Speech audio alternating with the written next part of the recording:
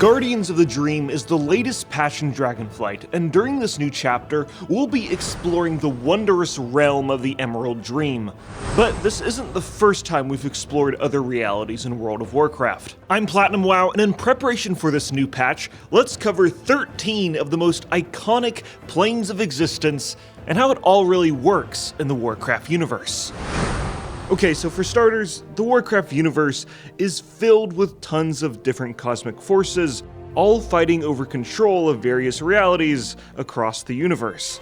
There's the light and the void, life and death, order and disorder, and plenty of other forces in between. We can see these cosmic forces be harnessed and battle for control in the reality we currently live in, the Great Dark Beyond, which is the most neutral plane of existence that Azeroth exists in, along with Outland.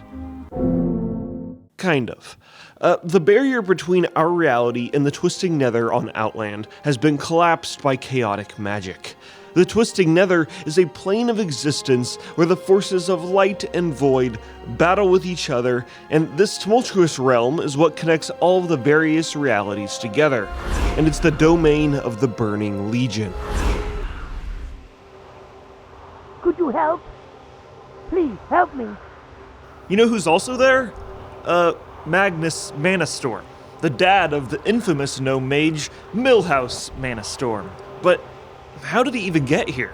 Well, the story goes that Magnus Manastorm threatened the fate of Dalaran and all of Azeroth, and his own son had to help in imprisoning him in the Phantasm Zone, a floating dimension within the Twisting Nether, where he's just doomed to float for all eternity.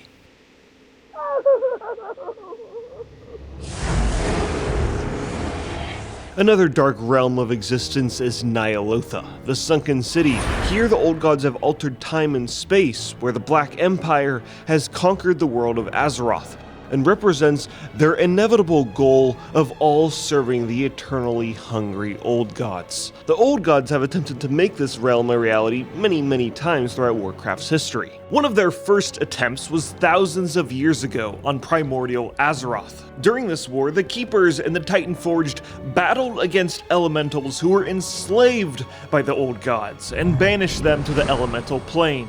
The elemental plane is a single dimension with 4 interlinked domains, and they serve as glorified timeout corners for the enslaved elementals. Later on in history, the Titan Keepers were deciding if they should empower the proto-dragons with the power of the Titans so that they could help in defending Azeroth. All of them agreed to do so, except for Odin. But no one really valued Odin's opinion, so they empowered the 5 dragon aspects anyways. This made Odin pretty upset, and he decided to do his own thing for a while. With the help from Helya, he ripped out a chunk of Ulduar and lifted it up into the sky, creating the fortress called the Halls of Valor. These halls are where the mightiest of Odin's Vrykul champions serve him in eternal life as reward for being faithful, mighty warriors. Later on, Helya would be convinced by one of her corrupted brothers to betray Odin and lock him and his warriors inside of the Halls of Valor and create her own realm of death, Helheim, which is the polar opposite of the Halls of Valor, and it's a place where the dishonorable are sent to endlessly battle in order to seek glory, but never obtain it, as they sail through the endless seas of torment for all eternity. Okay, so back to the dragon aspects. They were empowered to defend Azeroth, so the Keepers could do everything but the actual job they were created for. Okay, fall back. Freya, I need heals. I'm healing you. I'm ulting!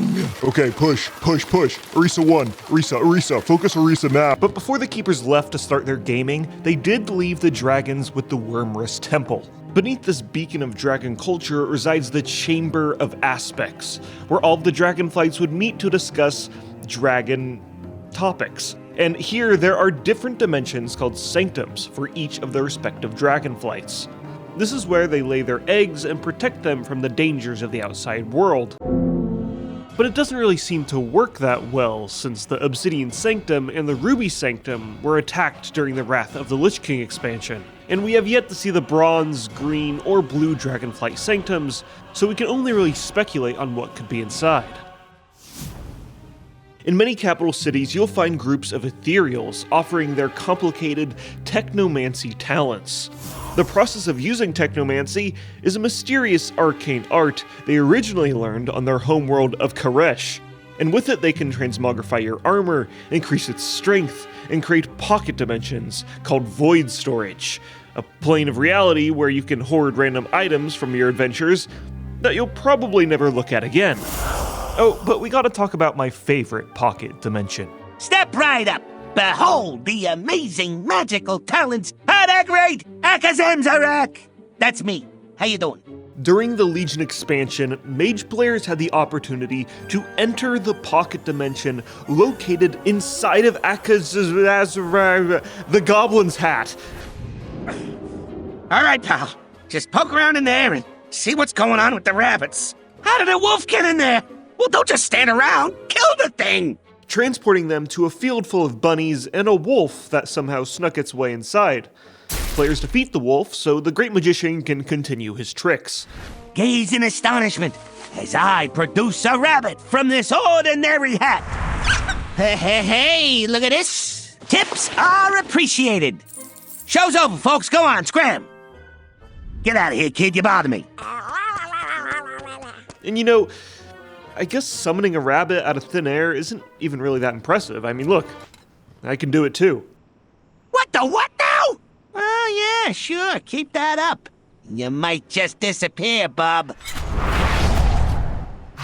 Here's another one of my favorites. Players can obtain the portable pocket dimension, which is just a 32-slot bag, but later on in the Sepulchre of the First One's raid, you have the chance to get the warped pocket dimension, which is a trash item that when you open it, it contains another warped pocket dimension. And then you can open that and it contains another warped pocket dimension, and then another, and another, and another. And this will repeat for all of eternity. And, you know what? I wonder what would happen if I placed it in the void storage pocket dimension.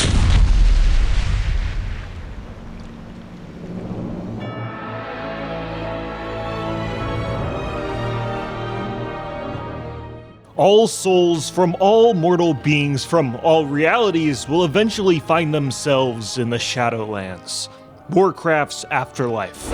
Upon entering the Shadowlands, you'll be judged by the Arbiter, who decides which reality in the Shadowlands is the perfect fit for your soul. There are an endless amount of realities here, but the ones we do know about is the eternal damnation awaiting for you in the Maw, the sinful lands of Revendreth, the chaotic, war-torn realm of Maldraxxus, and the pretty chill lands of Bastion, where you get to hang out with Bluther. That's Blue Uther. Another significant realm is Ardenweald. This is a mystical forest of hibernation where the natural spirits travel to upon death so that they can be reborn anew in the Great Cycle. The protector of this realm is the Winter Queen, who helped cultivate the new world tree of Amirdrasil, which was then transported to its sister realm, the Emerald Dream.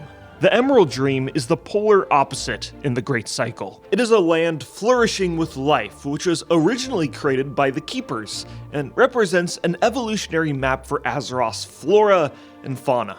It is the ever-shifting dimension under the protection of the Green Dragonflight, where time and space hold no meaning and nature flows without interruption. As I mentioned previously, the new world tree of Amirdrasil is being cultivated here, but its safety is threatened in Dragonflight's newest patch, Guardians of the Dream.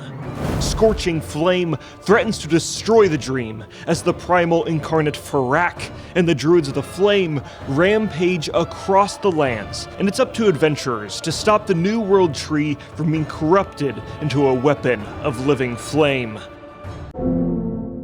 And, has anybody just thought we could defeat him by giving Frack the Magnus Manastorm treatment?